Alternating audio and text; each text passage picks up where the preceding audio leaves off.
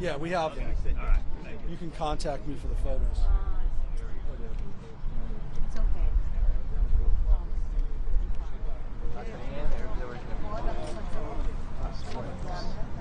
That's on the just so you know. Oh, it didn't have the S. I don't see it. Oh, no, I know I have it on it. Don't worry. All right. Where's Ari? I don't know. Let's bring Ari down. Ari Greenberg.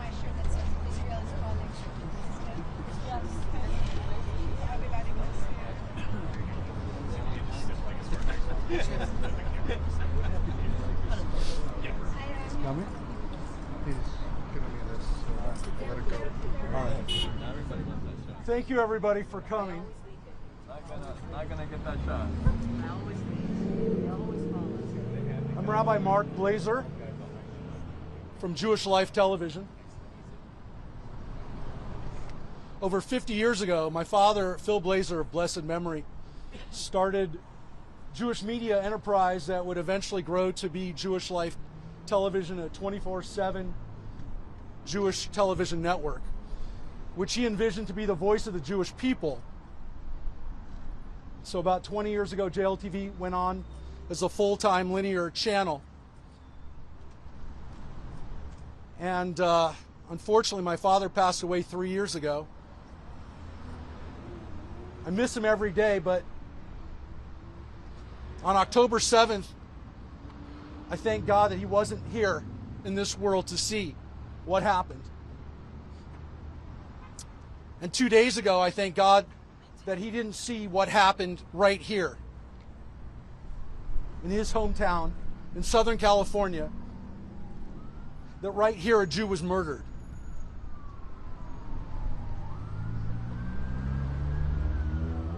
I'm going to introduce the person who was standing here when that happened. But I want to say on behalf of our community, on behalf of Jewish people around the world, stop killing us, whether it's in Israel or it's here in Southern California.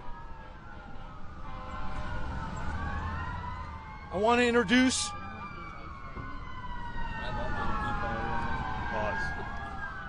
introduce Jonathan Oswaks right now.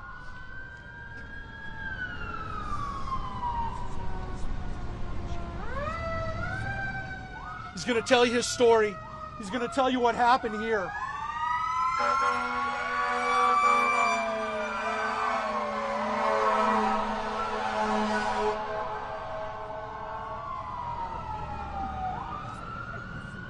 Jonathan's going to tell you what happened here at this place less than 48 hours ago.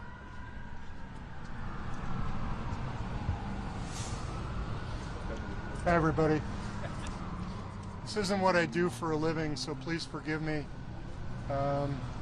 if somebody poke me if I start to ramble or I go off track.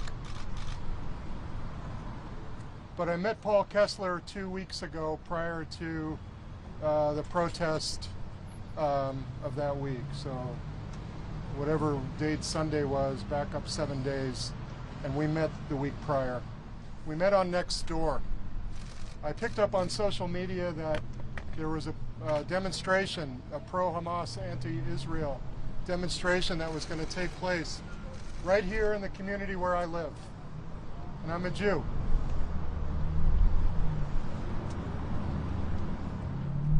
Paul graciously answered my call. And he said, I'll be there with you. But it was just me and Paul. So 2 weeks ago, on Sunday, Paul and I met. We walked down here. The protest was going strong. And I said, let's just take out our phones and walk through the crowd and see what's going on. Came from this side. There were some young men sitting on this wall over here, harassing us. We crossed over the street. When we crossed over the street, there was no place for us to walk. I'm not the smallest guy in the world, but I'm not the biggest guy either. And I was pushed into the street. I had my phone going, and I stumbled And as I turned around to see who pushed me, and I captured him on the video, and then I put my camera back down, and I got this. He flashed a gun at me. I have his pictures. He was tailing me from here to that corner, to that corner, to that corner, and back here again. Paul and I decided to leave. We talked about coming back this past Sunday. I don't even know what the date was. What was Sunday's date? The 5th. We talked about coming back on the 5th.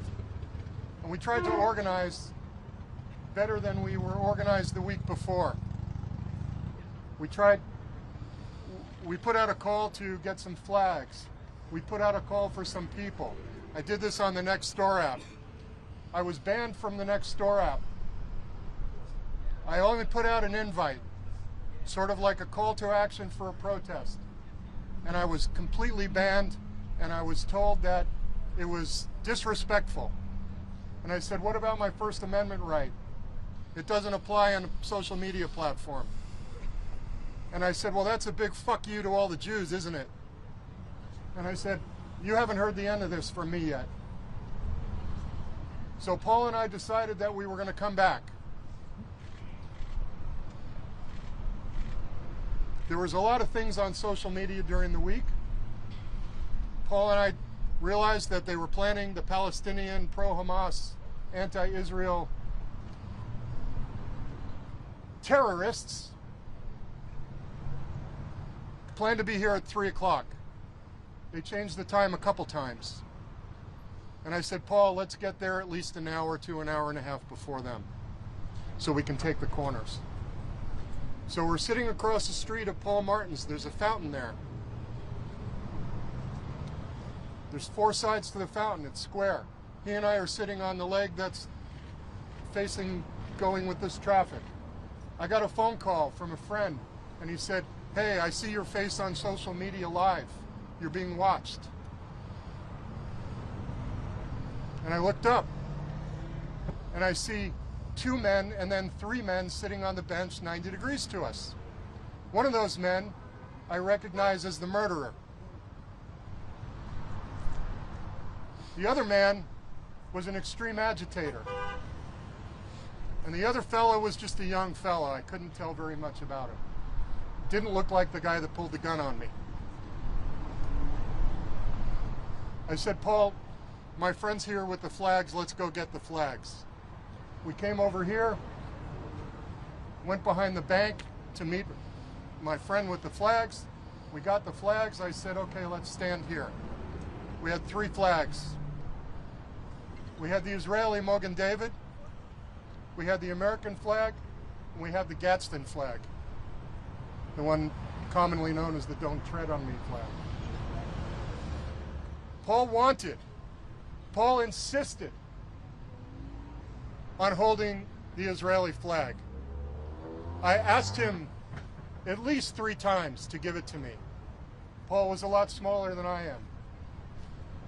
He was like David. He was proud to hold that flag against the giant. He told me that he did a little research, and in these kinds of protests, somebody taking a megaphone and putting it in your ear for purposes of harassing you is an assault. And I said, are you sure about that? And he said, yes. And he cited the statute to me, sent it to me on my phone. I looked at it. I'm not a lawyer, I'm just an engineer. It looked meaningless to me. I didn't know. And I really don't care. So, as they start to come in numbers, and they're coming from between Paul Martin's and the Social Monk, which, by the way, the security team from that Promenade Mall kept checking and checking and checking. And I'm thinking, why don't they stop these people from parking there? Allowing them to park there is giving them opportunity to perpetrate this. But it wasn't any of their interest. So As we see them coming, and they're setting up a public address system that unfortunately makes this look like a toy. He was blessing us, as you heard. And it's going all day long. They brought a public address system and a generator, and when they started, test 1, 2, check, check, we're here. You could hear it as clear as you can hear my voice right now, assuming you can hear my voice. Now I start to see they're crossing the street, and I said, Paul, it's going to be best for us to be seen if we split up. I'm going to go on that corner. Give me the Israeli flag. Nope, we've been through this before, John. I'm holding the Israeli flag. So I crossed over the street, holding the 2 flags that I had. And I held that corner. It wasn't long before the men that were videoing me and Paul stood behind me right on that corner there with the megaphone in my ear, exactly the way he told me it was going to happen. And the way this works is the guy with the big system over there is calling out whatever the chant is, and then it gets repeated and echoed on all the corners with the megaphones. The murderer is standing behind me with the megaphone in my ear. I turned around and I said, get that fucking thing out of my ear. Back up. He backed up. He said, can I get you a water? I know you've been out here for a long time. You look hungry. Can I get you something? I don't want a fucking thing from you except space. Get it back. He crossed over the street because, as I said, he stalked us. He got nowhere with the bigger guy, so he went for the smaller guy. He came over here with his megaphone in his hand to do the same thing. I'm watching over there what's going on. I think you can clearly see that man crossing over there. It's obvious to me. He's got a black shirt with purple graphics on it. Got black hair, I could see him. Looks like he's wearing glasses, perhaps. I'm looking this way, and I could hear the noise starting. Then all of a sudden, I see a punch. The reason I know that I could see the punch was because it was the white megaphone flying through the air. But I didn't know what happened. There were some young men standing right behind me, maybe mid-20s.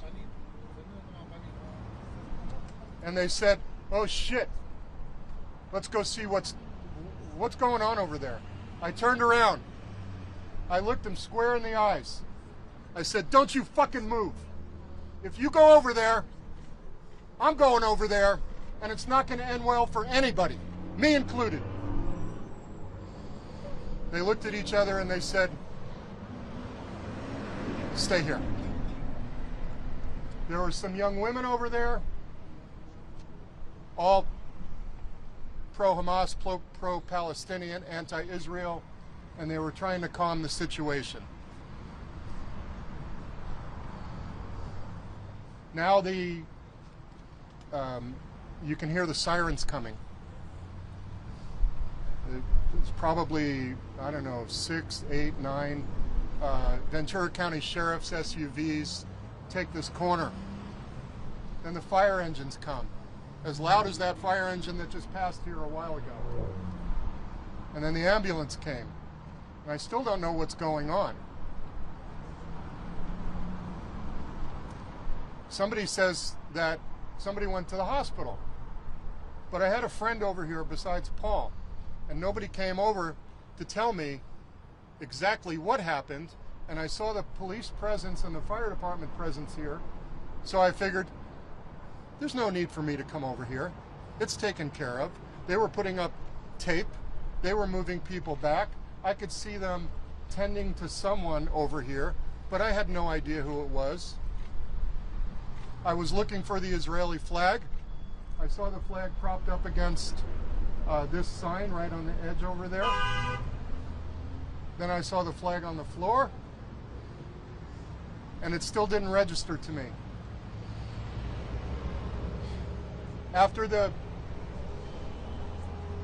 police and the fire department left, and they left, why the hell did they leave?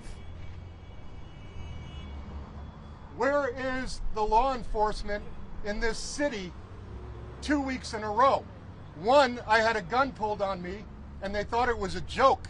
I was harassed on social media for being a drama queen, psychotic. I know what a gun looks like. I walked over this way. I said, "Where's Paul?" Paul went to the hospital. I'm like, oh my God. I didn't realize it was Paul. I had no idea. Nobody came to tell me. So we had a breakdown in communications.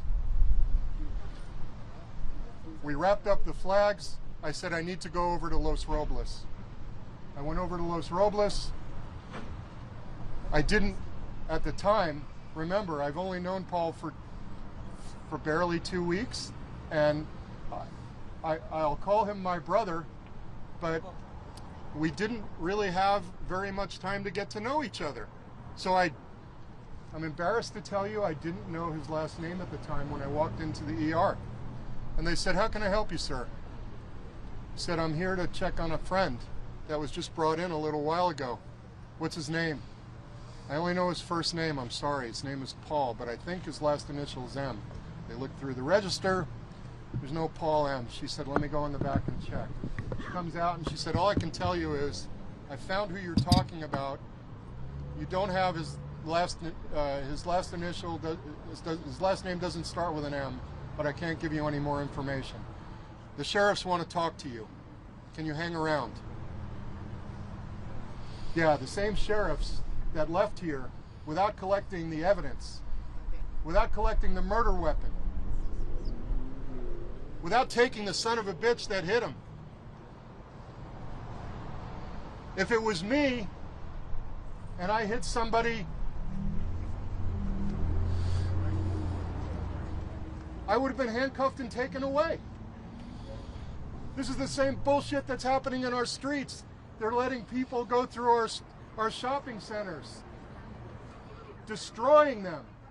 The police presence is nowhere to be found. Nowhere. None of you are safe. I don't know if you even realize that. It's not being reported on the news. Hopefully this will get the trick done. I asked a friend of mine last night, who's a retired FBI agent. I said, "Let me ask you a question.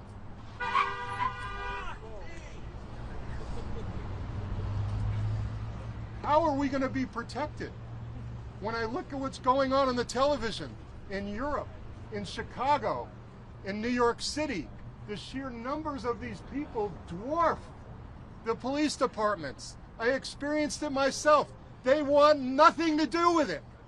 They told me who had the gun, and I said, I have a picture of the guy. Point him out. And I said, here's how it works, in case you don't know. They split up onto 4 corners. It's either hood up or hood down, mask up or mask down. And then they go to that corner, and then they change their disguise. So I don't know that I can exactly pick them out, but I got a picture. I have a picture too. Of the guy with the gun and the killer. So the guy's standing over there arguing with me, as if he's going to take me to jail for having a gun pulled on me.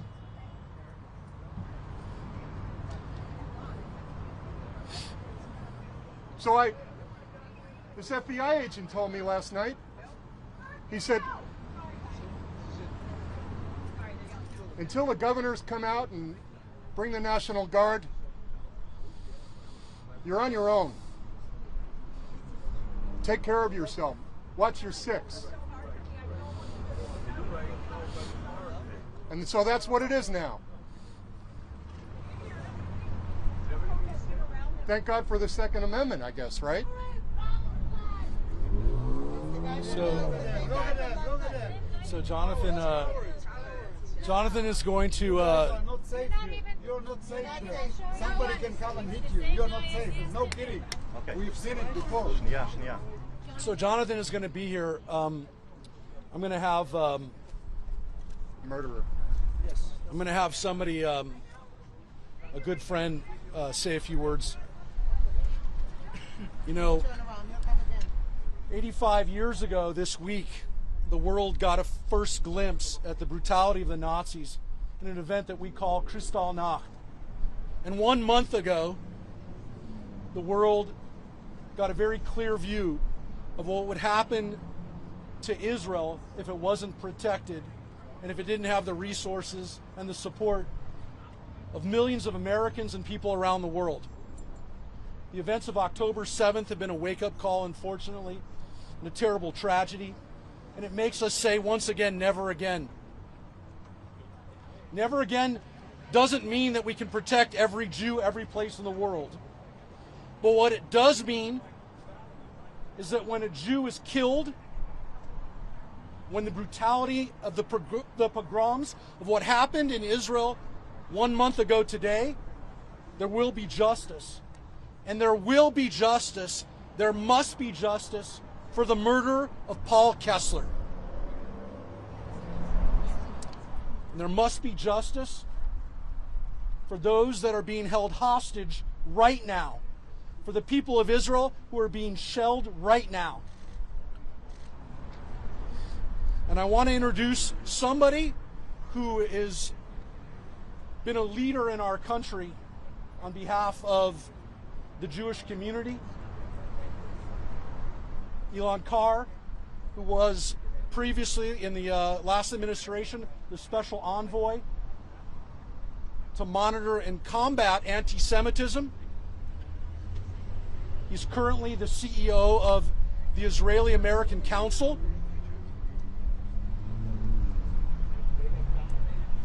And he's a hero who served our country overseas as a member of our armed forces. And I want to introduce a friend and a great leader, Elan Carr. Thank you, Rabbi. I'll be brief. 1 month ago today, the world bore witness to a genocidal pogrom against the Jewish people. By now, the casualties are well known, but they bear repeating because the numbers are incomprehensible. 1,400 people, men, women, and children, murdered, often with acts of unspeakably sadistic cruelty. Babies were beheaded, children murdered in front of their parents, parents in front of their children, entire families burned alive, 5,400 wounded, and over 240 babies and children and women and elderly dragged into the hell of Hamas captivity. One would have thought that in light of such unspeakable cruelty, that the forces of Jew hatred would take a break. There would be some moderation in the extent to which anti-Semitism is practiced and preached openly. But alas, in the last 30 days, we have seen the most shocking rise in anti-Semitism and in anti-Semitic incidences ever recorded. And I know something about this because, as the rabbi said, I was the special envoy to combat anti-Semitism. Every year, we saw a new record in anti-Semitic attacks, but it pales in comparison to what we've seen since October 7th. And we must ask ourselves, how could it be? How could it be that anti-Semitism, that Jew hatred, would rise after a genocidal attack against Jews? Well, the answer to that question tells you everything you need to know about the threat facing the Jewish people. And we in the Jewish community have been saying over and over again for the last 30 days that what is happening on our streets, what is happening on social media, what is happening in our schools, and what is happening on our campuses is intolerable and unsustainable. And we have also been saying that if this continues unabated, somebody is going to die. By the way, my friend and colleague Jonathan Greenblatt, the CEO of the Anti-Defamation League, said those words 3 nights ago. If this continues, someone is going to die. And here we are today. We talk often of the First Amendment. But you know what? It's not only bad people who have a First Amendment right. The good guys do as well, including to speak out against genocide, including to speak out against anti-Semitism, and yes, including, as Paul so desperately wanted, to hold the flag of the State of Israel. And for that act, protected under the First Amendment, Paul paid the price, the ultimate price. He paid with his life. We are here today not only to bear witness to what happened, but to make demands. That's right, to make demands. Enough is enough. We're done with attacks against Jews. We're done with attacks against Jews in the Jewish homeland. We're done with attacks against Jews in Dagestan. We're done with attacks against Jews in London and in Paris and in Brussels. And we're done with attacks against Jews in New York and in Los Angeles. Now is the time for all people of goodwill to come together in total unity against this despicable and vicious rise in hate. And I will also announce to you today that 1 week from today, on Tuesday, November 14th, hundreds of thousands of us are going to Washington, D.C. to march in front of the policymakers of our country to demand that Israel win this war for its survival, and that we fight against anti-Semitism and roll back this appalling rise in Jew hatred. That's 1 week from today. I thank you all for covering this. I thank you all for being here. John, thank you for bearing witness about this atrocious act. And Rabbi, thank you for having all of us here and for organizing this. So,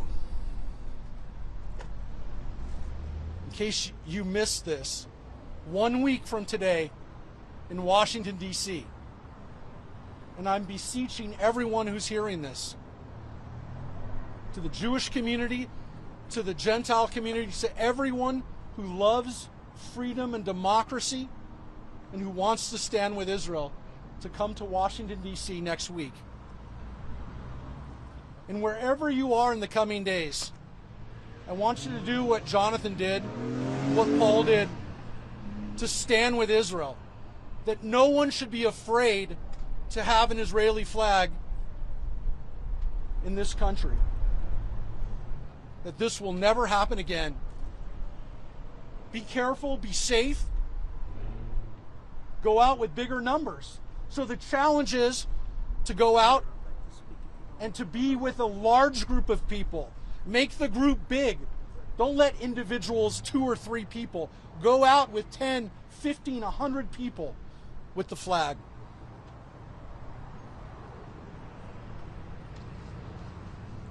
To the millions of Americans out there who stand with Israel, we feel your support. And we're going to need you in these coming days. Let me be clear. A man was killed in this spot for having an Israeli flag.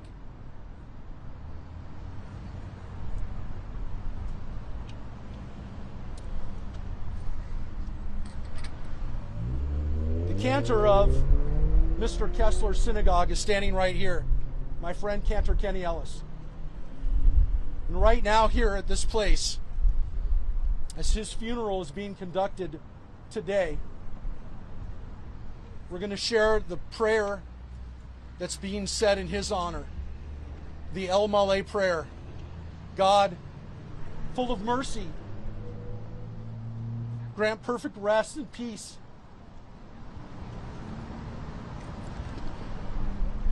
to Paul Kessler, who has now entered eternity.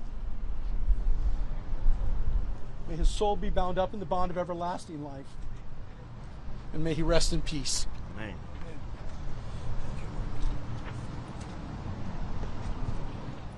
El male rachamim, shochen bamromim, hamitzei menucha tachat kanfei hashchina, b'mahalot kedoshim utehorim kezohar harakia mazhirim et nishmat shehalach le'olamo began Eden tehei menuchato ana bal harachamim hastirehu b'seter kenafecha le'olamim utzror b'tzror hachayim et nishmato Adonai hu nachalato v'yanuach b'shalom al mishkavo v'nomar Amen.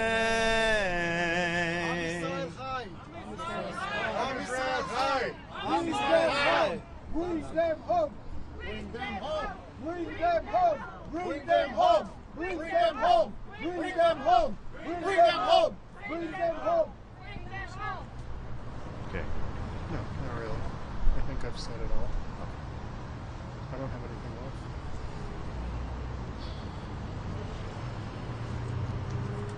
What you do with this footage from today is going to be all telling. We'll know if it gets the right kind of coverage by maybe we'll see a slight change in the tide. God willing. Go back there. Listen, I want to say one more thing. I shouldn't have to say this. The tragedy compounded by the fact that if this murder had happened about 3 blocks down that way, there's a county DA that would probably take the perpetrator and give him counseling. I'm hoping, I'm praying that the law enforcement in Ventura County, that those who administer justice in Ventura County, the people who are going to bring justice to Ventura County will do right by Mr. Kessler and his family. So thank you all for being here today. And again, we're going to have a chance. You have the phone numbers for contact and the photos that are available too, that we made available to the press. And I want to thank Jonathan for making those photos available and for living this nightmare that he has been over these last couple of days. He is a hero, and again, I want to thank him, and I know he's not going to stop being here at these protests. I do want to say something. I'm not a hero. I'm standing on the shoulders of 6,001,400 heroes to do what I did. And I will do it again. And I don't care where it is, where I have to go. Never again means never again. Enough is enough. It's up to you, the media, to deliver the message. Don't make my friends' death be meaningless, please. Don't be afraid of the public sentiment, which is anti-Semitic right now. Put the message out there. There are good people that will receive that message and know what to do with it.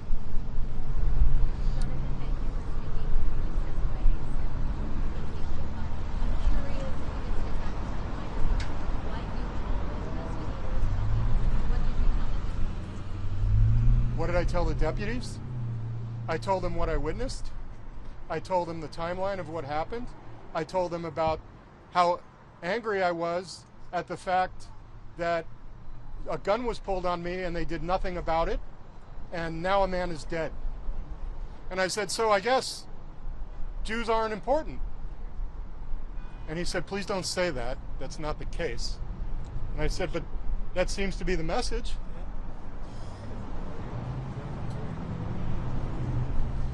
I turned over the pictures, called me a few more times, and then I didn't know that Paul had succumbed to his injuries.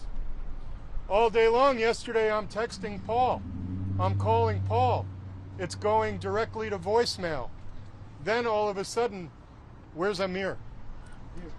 Amir, my friend, sends me a text and he said, please tell me this isn't true.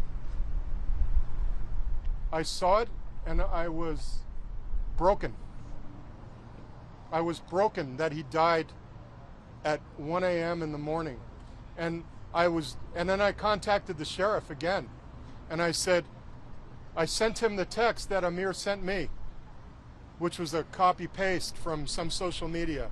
I said, please tell me this isn't true. And he said, I can't comment on it. And I said, detective, I spent, I don't know how much time on the phone with you. I gave you all the media that I had. This is my friend. I am broken from this. And he said, my orders from my superiors are that I cannot say anything at this time. That's what happened. Can I say something if you don't mind? Please. I was here. If you may. Thank you. Let me move out of your way. Yeah, sure. Dear medias, rabbis, my name is Rabbi Dahan, and I have a local kollel here, a study hall. I want to tell you the truth, as God is my witness. I want you to look carefully at this guy here on my phone. This is what John is talking about. This is the guy that hit a wonderful Jewish man just because he's carrying a flag.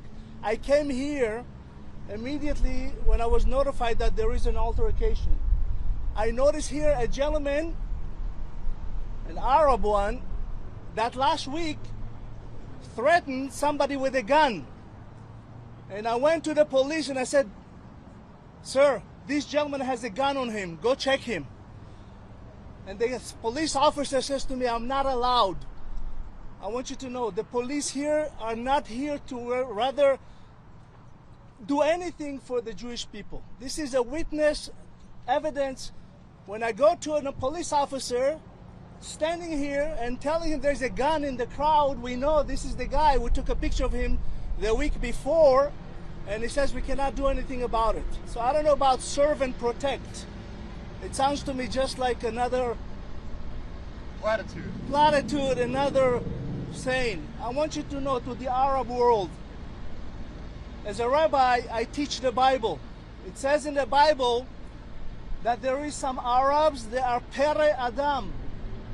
They're beast of a man. What we saw in Gaza, coming out to the Otef Gaza, to kidnap, to murder, to rape, to cut woman womb and take a baby out, to burn, those not human. They're not even animals. Animals don't kill only for the sake of eating. Those are subhuman. We are coming for you. The Jewish people will never, ever, ever deter from fighting you. I want you to know we are coming for you. I know there's a lot of good Arabs that will join us. Thanks, Rabbi. So please, this is the guy. He needs to be in jail, not at home. Thank you. Rabbi. Sir, have you talked with Paul's family at all? Since his passing?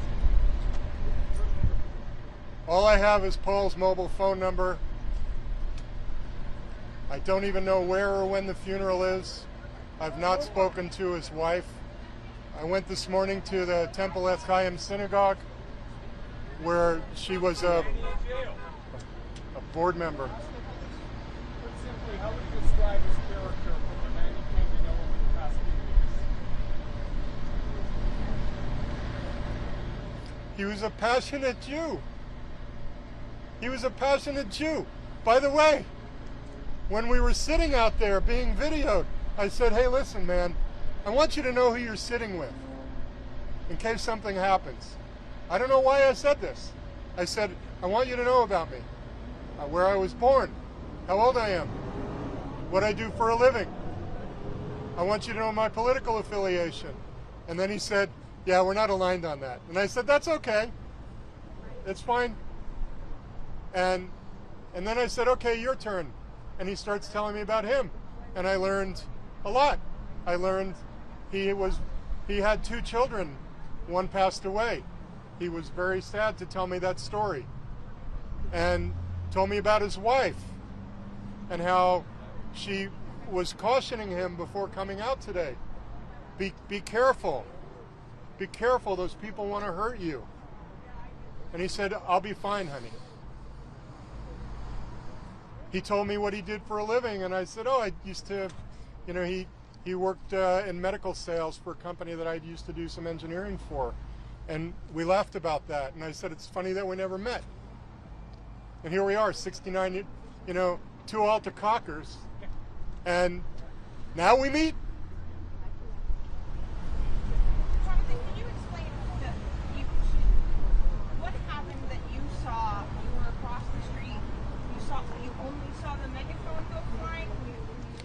As soon as the megaphone came over the top, there was a group of people here, maybe 8 to 10 people, and they closed ranks really quick to see what was going on. So it obscured my vision. So in other words, if you guys would make an opening, I could see what's going on over there. But once you close up, you can't see. So before they did that, what did you see? I saw the megaphone. I saw this white flash, the red mouthpiece from the megaphone, the red lanyard, just coming up over the top. Did you know it was a megaphone at the time? Oh yeah, I saw the guy carrying it. And by the way, Paul had an injury on his mouth, a cut, consistent with getting hit in the mouth with something like that. I think they talked about it at the press conference this morning. Where is the megaphone? Why didn't the police collect the megaphone? Why didn't the police collect the Israeli flag? What are the police doing? Thank you. I was there that time. I saw everything. A lot of people were witness to this, not just me. Mr. Oswald, you said there were 2 people. It was just you and Mr. Kessler the first time you guys came out. How many folks came out with you on Sunday? Well, Paul told me of a lady named Millie. I don't know if there's a Millie here, but Millie was supposed to come hold a flag. And then after I crossed the street, when I was to go to the hospital, I saw a little lady standing over here, and I introduced myself and I said, "Are you Millie?" And I don't remember if she said she was or she wasn't. But it was just the 2 of you. Yeah, principally. But then the rabbi that just spoke, I remember seeing him. Like there was as it started to build, it started from me and Paul, which was 2. I would say at the very most there was maybe 7 or 8 at the end. When was the first time you saw him? 2 weeks ago Sunday. Yes. Yes. Yes. And he responded to your next door post? That's correct. So again, Jonathan's photos are available. The photos are very clear. Some of them are very clear. Who's holding the megaphone? What happens when they cross the street over to where Mr. Kessler was? So if you contact us, we have the photos. We'll make them available to you. Many of the people here already have them, but if you don't have them, look, Jonathan knows this. I'm going to be in Israel in 2 days. 2 days from now, I'm going to be standing at the spot where some of these horrible murderous acts took place. And I was going there with the intention originally of just showing our support, showing the support of the United States for Israel. But now, unfortunately, I have some bad news to bring them, to tell them that there's blood here on the corner of Westlake Boulevard and Thousand Oaks Boulevard. So with that, folks, again, I want to thank you, everybody, for coming out for bringing this story out to the public. And again, if you have any need for the photos, so please contact us. And thank you again, everyone, for your time today. Yes. Yes, they're all in the. Where do we find them online? Contact the. I'll give you my number. Can you find Christy or Steve? There was assaulted with the next and a cut in his mouth. Fancy. If they have the goddamn